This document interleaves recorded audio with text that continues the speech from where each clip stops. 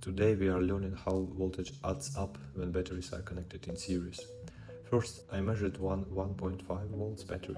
On the battery contact, the real measured voltage was 1.6 volts.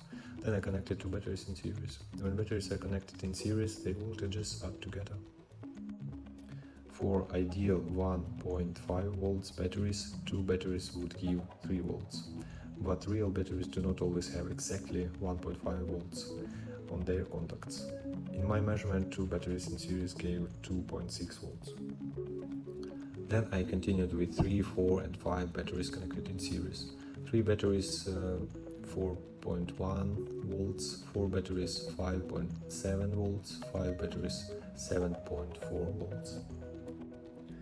This shows an important principle. When batteries are connected in series, the total voltage is the sum of the actual voltage of each battery. So, the measured value depends on the real voltage of every battery in the chain. Some batteries may be slightly above 1.5 volts and some may be lower. A series connection increases the total voltage. The total voltage is calculated by adding the real measured voltage of all batteries connected in series.